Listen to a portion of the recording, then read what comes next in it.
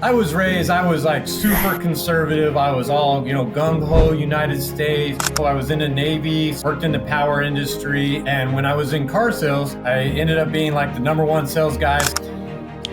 My kids were young. I loved coaching. I was kind of like Bobby Knight on steroids, where I just never finished anything hard. Like when I owned a bar for a little while, it got hard, so I quit. I did multi-level marketing for a while. I got up to a certain spot really fast, and I finally get next to this guy.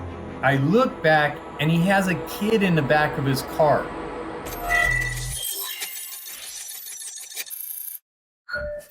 Hi, welcome to this episode of the One Freedom Formula. Today I have Ernest Wood with me.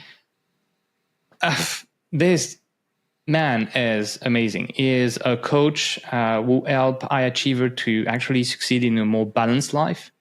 And he has a story. His mother had him when he was 14. He was raised with a single mother. He became a US Navy veteran. Father, grandfather, husband, and coach. That's a life story. He also wrote a book, Asshole to Awesome. I love the title, Journey to Joy and Happiness. I encourage you to read it. Personally, I'm going to devour it from start to end. The title is just already a promise. So, Ernest, thank you for taking the time to be with us today. Well, thank you for having me on the show. It's a pleasure. It's a pleasure. So tell me a bit about that. You got from veteran to coaches. Like coaching is something unique. Not a lot of people actually understood what it means years ago. I know it's starting to appear, but it's a worthy profession. But what brought you there? It all started a long time ago. Like when my kids were young, I loved coaching. It talks about it in the book. I was probably not the best coach in the world. I was kind of like Bobby Knight on steroids. I was pretty brutal. And then, I was in the Navy, so learned some leadership skills there, worked in the power industry. And then I got into car sales after the power industry. And when I was in car sales, I ended up being like the number one sales guy. So they moved me up to a team lead position. And in the team lead position, I took 5 guys that were kind of like, they gave me the bottom 5 guys because I was new in the position. And we got all 5 of those guys to be in the top 7 out of the 20 people that we had 4 of the 6 months that I was their team lead. So I was like, man, I really, really enjoy coaching and, leading people. And then, but I was still not a very good person. I still had some a lot of negative things. And that's what I've been working on. So I wrote the book. And when I finished the book, I was like, I started chatting with a bunch of guys, and everybody was like, they still fell into that same little thing. Bunch of successful dudes, but they all were out of balance in some part of their life. One guy was like working on his 3rd divorce. Another guy was well over 300 pounds. Another guy really just doesn't get along with people really well. So I started thinking, man, there's something there. Like people need that balance in life because we're so busy trying to only get monetary success. That's what our world is telling us right now. It's all about monetary success and forget the rest of your life. Yeah, I could not agree more. Like part of my work with people, I created a framework, and the first phase of the framework is release. Release what the culture has given you as what you think life should be. And I think that's what you're saying is basically the same. Like freedom, at least for what I understand, is being able to live a true life which is balanced. What is your definition of freedom? Yeah, freedom, it's changed so much over the years because I was raised, I was like super conservative. I was all, gung-ho United States, US Navy. I was and yeah, United States offers us freedoms, some freedoms above other countries, but like freedom to me is like just being able to be happy.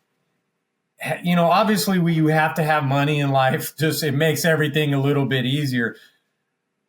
But true freedom is just being okay with yourself. And I finally got to that spot because I didn't like myself for a long time. I just did stupid little things.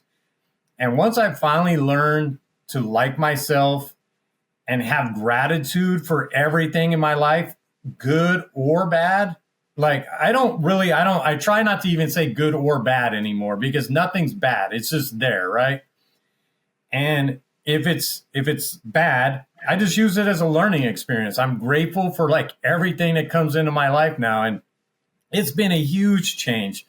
To me, that's what freedom is just being able to be grateful for what you have and not being locked up to what somebody's other ideal is for you, right?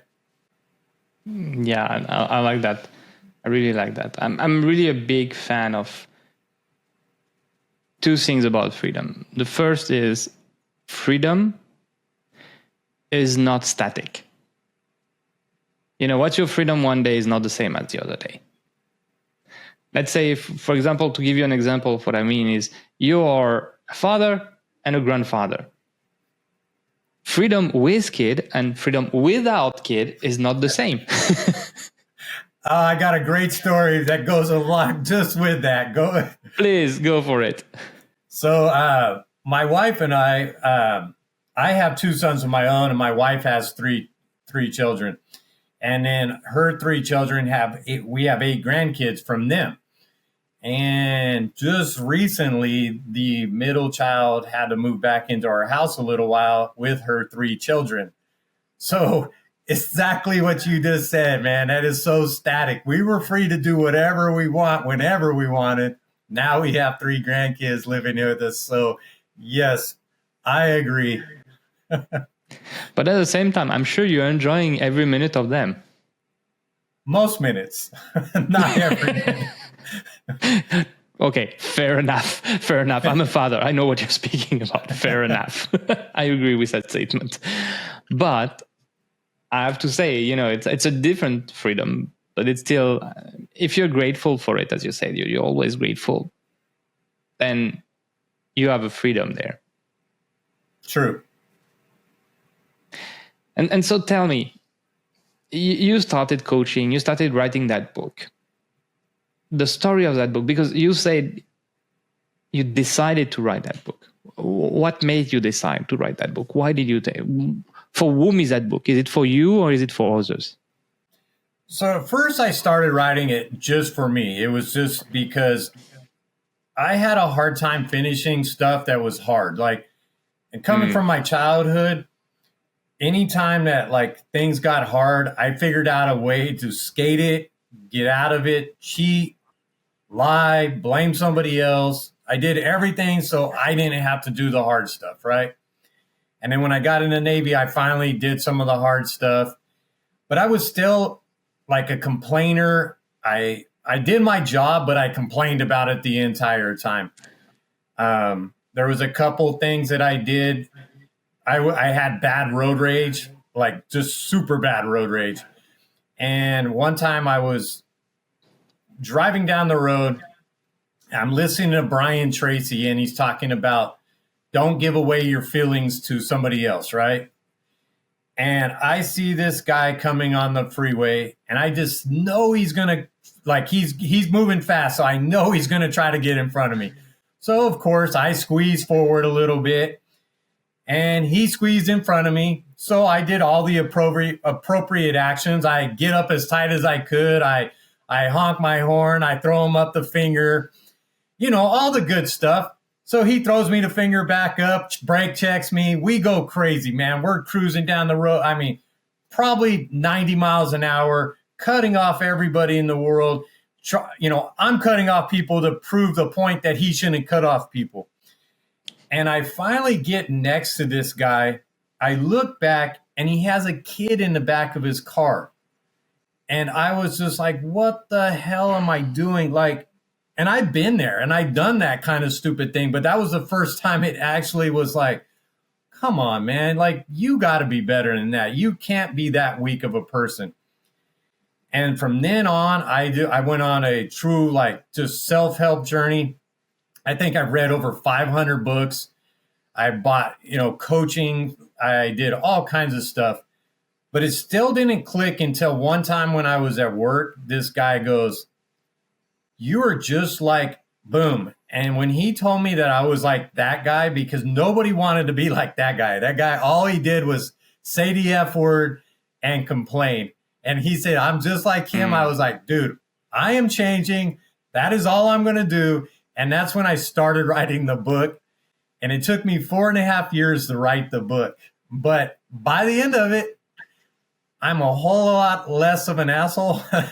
And I use awesome as like a kind of like the journey, right? I don't ever expect to be totally awesome, just like perfection. There's no such thing as perfection. I just use it as a journey, like a guiding light. And I just enjoy the process now of being grateful, being able to forgive people, having empathy. Like what I learned was my triggers and patterns. And so, yeah, there's a lot of little key things in there. If you actually go through it, and I always talk about journaling. Journaling is super important. Pretty much most of the most successful people in the world journal. I start every day off by writing 3 things that I'm grateful for. One about myself, one about my spouse or my kids, and then one about the world. And yeah, by doing that's just totally changed my mindset. And that's why I wrote the book, man. It's just hopefully if anybody gets anything out of it, I've done my job, right? Love it, man. Love it. Now, the thing that I agree so much on is journaling and gratitude. Those things are so underrated, but they are so critical. Like, I don't really journal every day. I journal generally once a week. But gratitude, I do that 3 to 4 times a day. That's awesome. Like literally 3 to 4 times a day, I would do gratitude. And I used to do that. I stopped this year because didn't have the mindset to do it this year. There was so much things on the plate and I traveled a lot and all of that. But I used to do every weekend, at the end of the weekend, I would write a card with one amazing thing that happened every week during that week. And I put that into the jar for the end of the year. And at the end of the year, you can see all the magnificent, like all the beautiful things that happened. They're there. And you read the card and you go through them. Dude, I like that. And what we still... Yeah? Sorry, I like that. I really like that. Yeah. And I will give you one other one, which is something that I've learned. So I'm married. I'm divorced and remarried, with a kid from my previous marriage. And we, with my current wife, have a group of people, other couples, that we speak on a weekly basis to. So we have this kind of meeting, 1 hour with those people.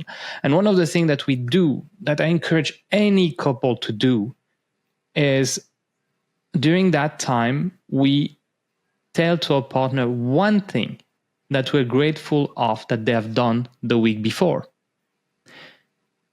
Just doing that, you have no idea how much it improves your relationship with your spouse, how more valued they feel. Just this simple act. It's all about gratitude at the end. What's funny is, sorry about that. With my little gratitude journal, one time me and the wife got into it. We were just butting heads about everything. But I showed her, I said, you know what? I said, you know what I do every single day is I write one thing I'm grateful for you about. Like, no matter what, no matter how bad it is. And I showed her the little list, dude. We didn't fight for like a month in a row. It was so every time it came up, she was like, I know. So it does, man. It helps a relationship so much. So much. So much.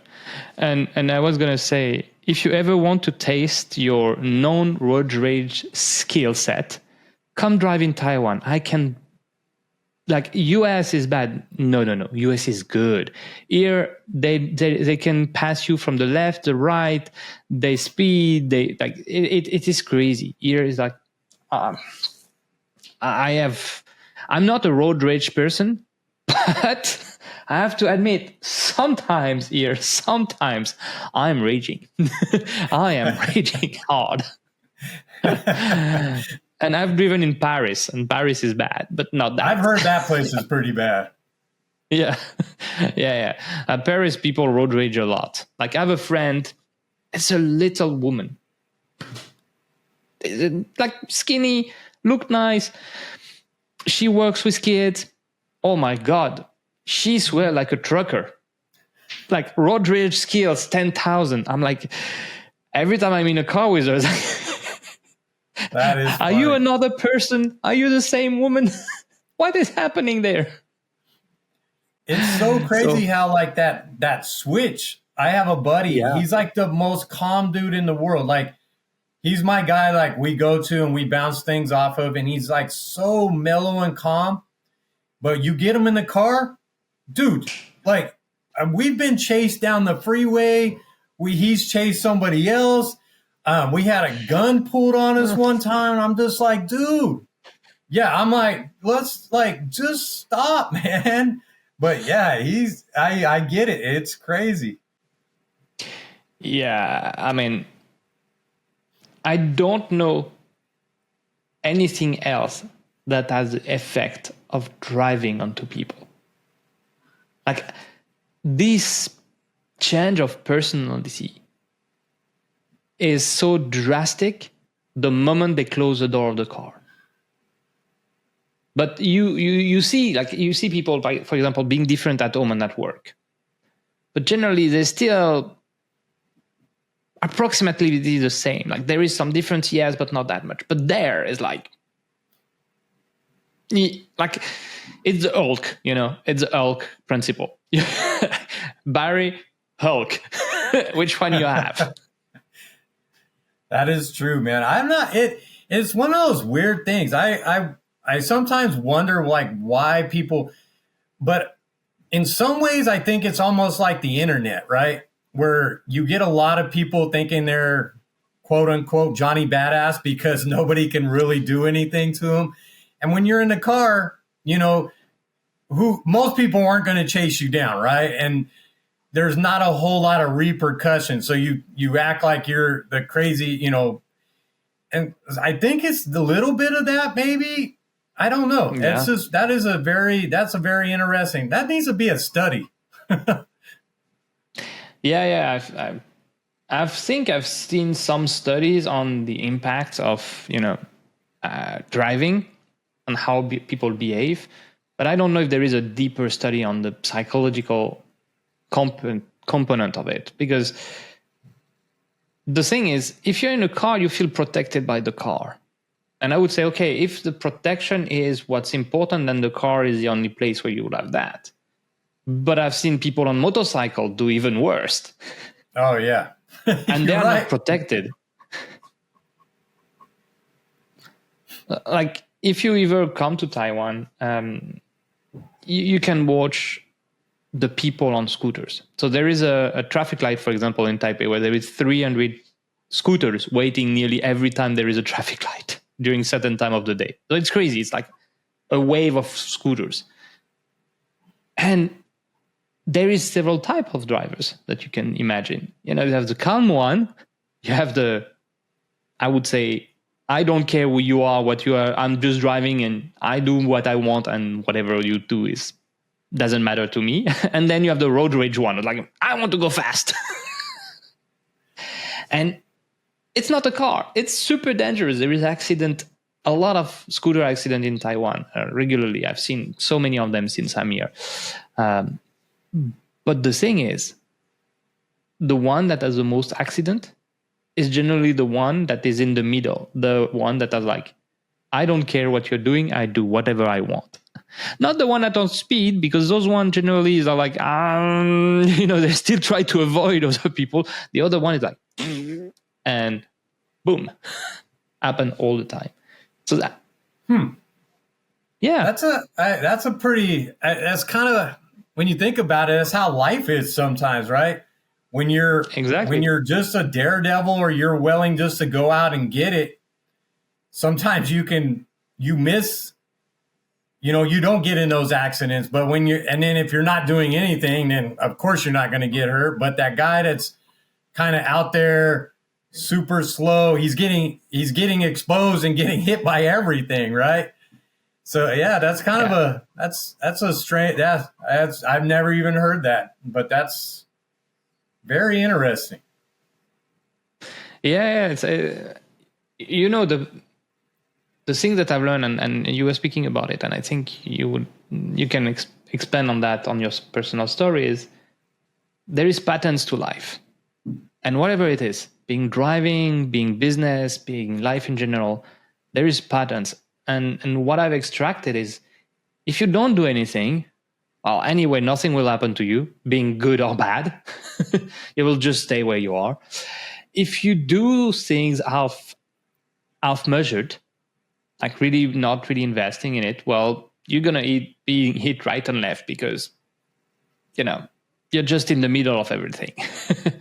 But when you start really investing in what you're doing, and really looking too deep into, and you can look at high achiever, for example, if they really want to achieve something and invest energy in it, then that's where you get some success. That's where you also avoid some of the pitfall, and you actually progress, because even if there is one, well, you go around and you continue, you don't stop.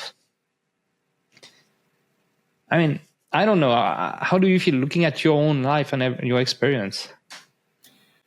Yeah, I was always that guy who was like, I would try to go, as fast, but I had that hard spot where I just never finished anything hard. Like I owned I owned a bar for a little while, and we had it going very good. And then there was, like some little weird things happened. So it got hard. So I quit. I did multi-level marketing for a while. I got up to a certain spot really fast. It got a little difficult. So I quit. And it was just a pattern that I had in life. It was just, anytime that something got a little more difficult than what my imagination had, that at the beginning, then I quit. So when I started doing like the self-improvement, writing the book, and then I started coaching others, I finally got to a spot where I had to hire some other coaches. I had to have somebody help me get beyond that spot.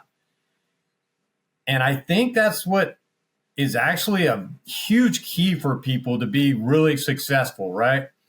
A lot of us, we can be successful in business, and because maybe we had that great business mind, but we forget about everything else.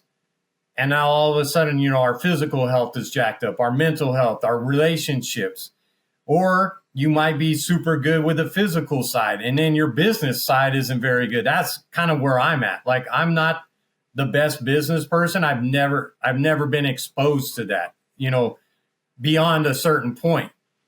So I've had to hire some coaches, and those coaches have helped me find those spots that I'm missing and, move past them.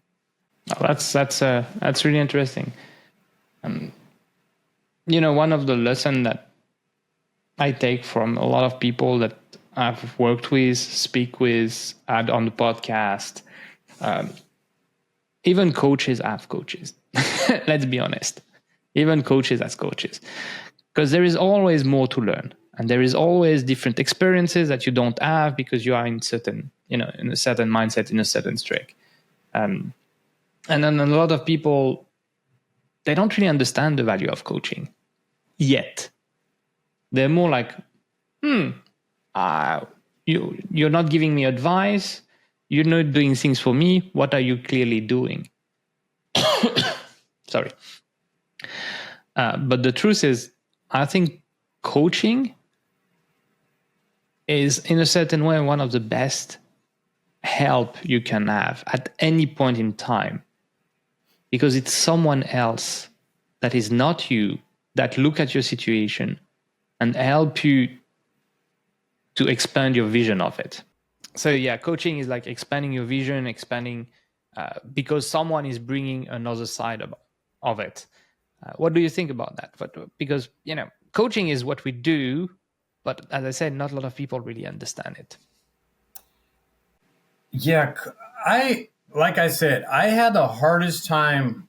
I loved being a coach, but I had the hardest time being coached. Even as a kid, I was the worst person to coach. I even when I was writing my book, I called a couple of the guys and I told them, "Hey, man, I apologize. I was a jerk." Most of them don't ever even think about it, right?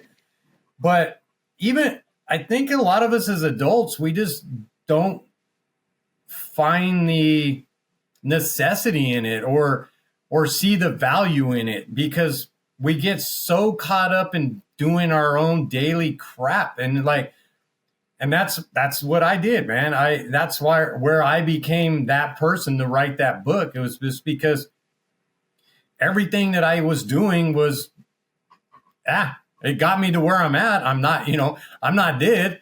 And that was kind of the thought. And then when I started down that journey of being a better person, I used books and like different coaching,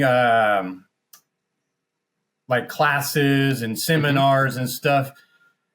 I never really hired a coach just to do one-on-one until I got back, doing the business.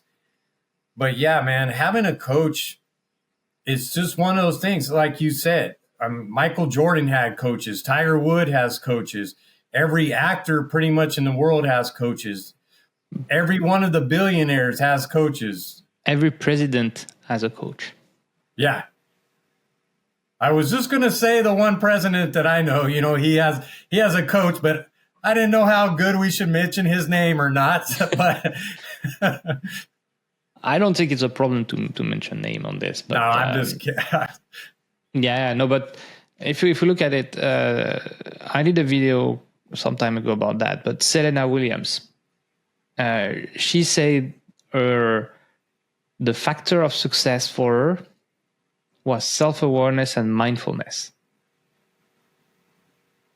And she has a different type of coaches, because she has the tennis coach, but she has also mental coach.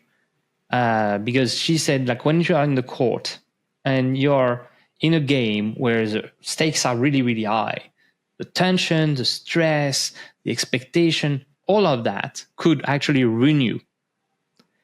And so being coached to be able to actually release all of that and focus on, the game in front and being mindful of the time where she is and not expecting going forward or backward. That's what helped her be at the level that she is.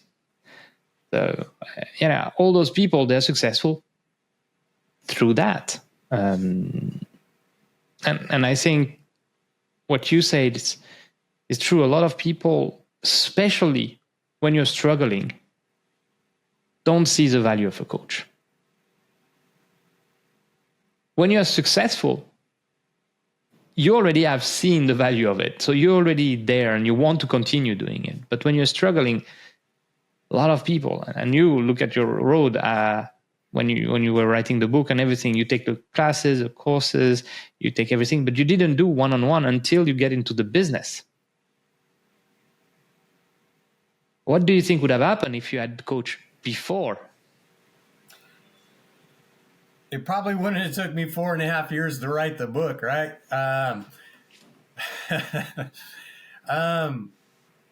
Yeah, I really do wish I would have grabbed on to somebody as a coach. A lot of people, my father wasn't around being a kid, so a lot of people have like that father figure or mentor growing up, and they kind of use that person as a coach. But when I grew up, like with my mom only being 14, we basically grew up together, right? I mean, there's siblings that are further apart in age than my mother and I. Yeah. So I never I never learned to accept a mentor or a coach. It was always just, hey, figure it out yourself, because that's the way you always did it, right? And it's not the right way to do it. It's not the easy way to do it. It takes way a lot longer. I mean, I was 45 before I, decided just to change. I knew I wanted to change, but I didn't know how to change. Where if maybe earlier in life I would have went, you know what? I think there's somebody out there that can help me out. And not just because now I'm a coach, you're a coach, and it has become a bigger field, but it's still something that's needs to be dialed in, because not every 18-year-old, 21-year-old, 22-year-old person can come out of college or come out of high school and think that they can tell, a 50-year-old guy how to live his life. Like so there's give and take, right? You're going to have to have some life experience. And sometimes you do need to get kicked in the nuts. Sorry, but you have to take those losses and then figure out, man, find a good mentor, find a good coach that if you're striving to do something, it's going to help you get along so much better. And like what you said earlier, when you get in that really, really bad spot in life where you just think that there's nothing that you can do, find that person that's going to hold you accountable. There was one of the practices that I learned. It's called a eulogy practice. Mm-hmm. And it's if you died and you were able to see your funeral from the outside, how many people would be there? What would they say about you, right? And when I was like kind of in my bad spot, I heard about this. And at first when I did it, I was like, nah, who gives a crap? But then the more I grew, the more I kind of saw what that would help with my mindset, right? Because I didn't want to go leave this world with people going, man, he was a horrible guy. You don't want to be that. You don't want your dash to be, that guy was a turd. That was his dash, right? You just don't want to be that guy. Yeah. I think it's one of those exercises. There is several of them that I learn in the same style, but the idea is always the same. It's always about who are you right now? Is that what you want to be? And if not, who do you want to be? That's basically the three premises of all of those exercises, whatever the type is. Eulogy is one of the one, but it's like, are you that person that you're looking at right now? Is that someone you want to be? Or is it something else? And for you, how was that Eulogy at that time compared to how is it now? It was not good, man. I struggled with I had like a false bravado or a false confidence. Like I said, I just didn't really like who I was internally, like inside. So I was always like looking for recognition. I would do stupid crap just to make people laugh, or I would flirt with somebody like one of my friends' wives or whatever. It was just stupid, like unnecessary things, just looking for validation. Because I was growing up as a kid, when either your dad's not there or your mom, those situations, you kind of lose that. And I lost it. I didn't have anybody that ever validated me, I guess that was the right word, until I learned that I don't need anybody else to validate. I just need to be okay with myself. And so, yeah, once I got okay with myself, then now my eulogy, I think people will say, hey, he's a pretty good dude. He's a kind guy, and he's usually trying to do what's right, no matter what. That's a good eulogy. I mean, husband, father, grandfather, kind guy, trying to do the right thing. This is, I think, 5 nice keywords. Thank you. So now I want to ask you 3 questions. The first one is, what's one thing you wish more people knew about achieving personal freedom? I wish people would actually like believe in their self, and stop chasing what other people what other people think, right? And I think it's a big problem in our world, man. Most of us, and I've done it, is we work a job so we can buy an expensive car or expensive house just to show it off to our freaking neighbor. And half the time we don't even like our damn neighbor anyway. So it's True. and being okay with yourself is like, that's where that freedom comes in, man. I wish more people were just okay with their self.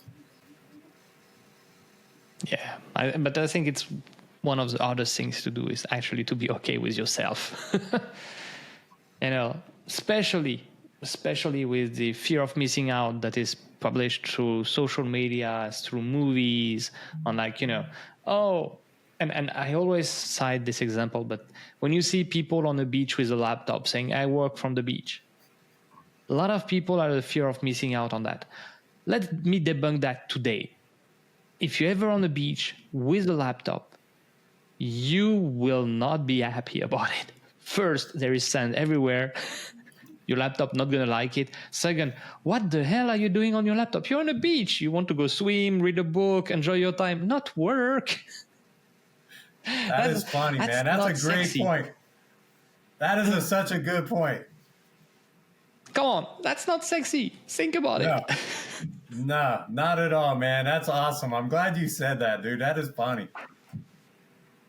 Yeah, I love to make this analogy and this point. And I think I made it so many times already in the podcast. But, it's like, it's just ick me every time I see on social media that, like, they're like, oh, yeah, I'm so successful. I'm in Bali on the beach.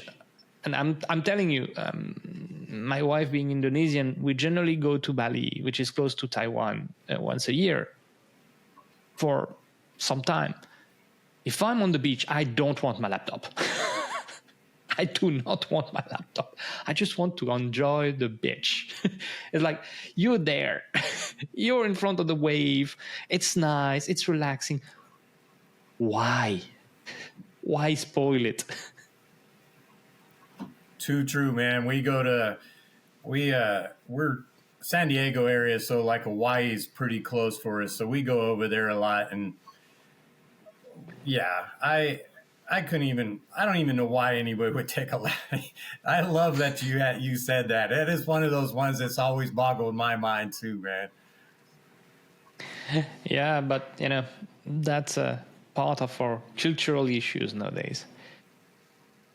So my next question on that is, what's one thing you wish more people forget about personal freedom? Say that again. One thing that you wish more people forget about personal freedom. I wish more people would forget about personal freedom. Mm-hmm. Man, that's a tough one. I think people like, if I'm answering this correctly, I think people forget to have gratitude, and not having gratitude doesn't allow that freedom. Like, when I learned to have gratitude, it freed up everything else. It even frees up your mind. Like, it freed up being able to forgive somebody and have empathy. And honestly, I think, like, at a time I forgot or had no clue what gratitude was. So I think if I wish people would not forget to have gratitude, and it actually is a freedom to be grateful for stuff. I'm hoping I answered that question correct, or was the way you were There's no asking right it. or there is no right and wrong, but the question was what they should forget, and you say what they should not forget, which is fine by me. I like it Yeah. too. No, What they should forget. yeah, what they should forget. That's a question. Well, they should forget caring what other people freaking feel about them or care about them or say about them. I mean, in a way, right? Like you got to care what people like that eulogy thing. You want to be known as being a good person, but you don't want to you got to forget about the negative stuff, man.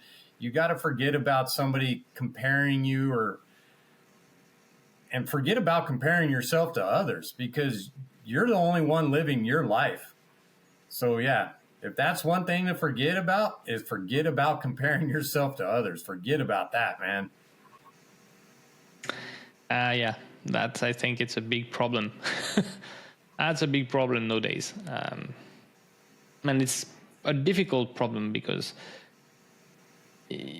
for what I've seen as a parent, parents love to compare their child to others. Like, my child is like this. How is your child? Or my child is that great. And so we imbue that into our children's, I think. Yeah, you're 100%, man. That is one of those. Yeah, that is a tough one as being a grandparent and a parent. Yeah. Here we have a kind of an arcade game, Pokemon arcade game called Gaole. And my son is a fan of that. He's like addicted to it. When every time he's with me, he wants to play. But if I leave him play with other kids, they encourage each other to win the good cards because you're basically winning cards. And if you win the good card, well, then the next person can't have it and you will have to wait a cycle or two. So it's a long time. But they encourage always each other to win and they compare their cards. They're like, oh, I have that. What do you have? But it's not like, I have that. What do you have? Oh, you have better than me. It's like, oh, I don't have this one. I would like to have this one. But when I see the parents interacting, they're like, oh yeah, we need absolutely to win this one. Oh, my kid need to win this one. So blah blah blah. And then there is like comparison and competition and saying, when you let the children alone, it's like,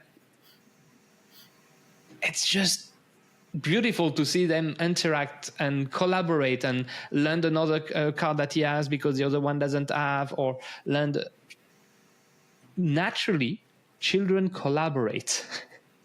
They don't really. They have competition, but in different ways. But when the parents get into it, it's like not the same. Like, to the point that last weekend when I had my son, we got to play there, and one of the kids who was there won the big card, and there was a family with a daughter and two parents. As soon as you win the big card, they left because all they wanted was winning the big card. My son didn't care. He continued to play it. He played 4 more rounds, and then he won a nice big card and was super happy. And the other kid was like, yeah, you did it too. You did it too. That's so nice. And I wish we forget in parenting to put that comparison to people. If we could do that, we would make better humans. It is funny because like competition is a good thing. Like competition, right? There's a fine line, like, because we all want our kids to be, successful and everything. And competition, I'm not a big fan of this give everybody a freaking trophy thing. That just doesn't do anything for anybody. You have to learn how to lose in life. You have to learn how to win. Sure. And yeah, like I agree with you though, because like a lot of people turn competition into a comparing competition, right? Instead of just competing, now it's, well, my kid's smarter than yours. Well, yeah, how about we just compete in this, this avenue? And that's a very good point, that if we just stop having everybody have to be compared to everything else, probably people would be a lot happier and a little more satisfied. I mean, competition is a good thing. Like if you look at it, they're competing for the cards. But if they don't win the card that time, that's okay. They will try more. They will try better. I mean, they continue to encourage each other to win, which is a great way to compete. Like if you look at certain type of sports, they will encourage everyone to win. But only one person will win. Sure. But they will all be motivated to be that person next time. They will not be like, oh, he's bad because he win. No. It's like, go, everyone. And in martial arts, for example, a lot of martial arts I've done, there is two types of teacher. The one that you have to be the first. This is your turn, and be tough and being hard. And there's those ones like, everyone try their best. Let's see who's going to give you one. And if you're not the first one, then you need to try harder next time. And it's okay. Just, you have lost this time, do your best next time. And then everyone is encouraging everyone to win. Because they want to win, yes, but they don't want to diminish the effort of others. No, yeah. And I agree. And there is two different lanes of thought on that, because I was that coach that was just, we're winning and it does not matter. And if we don't win, we're going to pay the price for not winning because obviously we did something wrong. And that was something that was bad. Like I taught my kids, and sometimes they'll come back to me now and they're like, yeah, Dad, you're a little bit crazy on that thing. And I wish I was a little better about being just, trying your hardest and trying to win, but allowing a loss to be a learning experience, right? That's one of the sayings that I got from Brian Johnson. It's, you know how it's usually win or lose, but when this one, you either win or you learn, and learning is winning. So you either win or win. I wish I would have learned that a long time ago. Yeah, I think, in sport, in parenting, in education, that's something that I wish I saw more. Like you win or you learn. And there is this entrepreneur woman, I forgot her name, the one that created Spanx. She always said what her father did amazing was like, what did you fail this week? Because he wanted them to fail at something, because that means they have tried something new or tried something hard, and they tried and they learned. Through the failure, they learned. And she said that our entrepreneurship mindset and all our success is due to that simple thing. That's awesome, man. That is a really good one. I think I've heard that one before. I'm trying to think of the lady's name also, but yeah, that is a fantastic one. Because if you don't try anything new, you're not going to fail, right? If you just keep doing the same old crap, and the only way, the only way to get better is sometimes falling down on your face, figuring it out and getting back up. That's generally how we learn, the hard way. And it says Sarah Blakely. Sarah Blakely, that's the name of the woman. Oh, okay. All right. Yeah. Who created Spanx.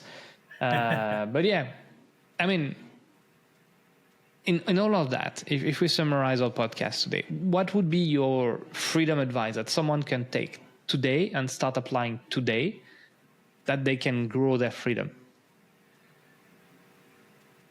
I guess I already kind of hit on that. It was the gratitude thing, because learn to be grateful. Like I said, writing those 3 things every day, it's proven it makes you 25% more happy in like a 10-week span, I think it is. And when you're grateful for stuff, you have a freedom, because you're not like you always have to be growing, and you don't have to be like satisfied where you're at, but you got to be grateful, right? you just got to be growing, be grateful for what you have, for where you're going, and enjoy the process and being grateful for that process of getting better every day. And yeah, man, if that's the one thing that I wish more people could actually have, is just gratitude for what they currently have, and being grateful sometimes for freaking hard times, because that's you're going to be better at the end of it. Yeah, I think that's a beautiful way to say it. Like, grateful for the hard time, because at the end you're going to be better because of it. People generally see hard time as hard time, nothing more. It's difficult, it's painful, it's all of that. But yeah, love what you're saying. Ernest, really thank you for the podcast today. It was a beautiful conversation. I loved it. I wish we had more time. Maybe another episode one day we can continue on that, explore a bit more about your journey, Hustle to Awesome, because I want to see what happened in the next 6 months, year, and see where you're going. Love that. I will put in the podcast description for those who want to follow you, your social media contacts. So thank you, Ernest, for today. Hey, I appreciate it. It was an absolute pleasure chatting with you. It was a pleasure.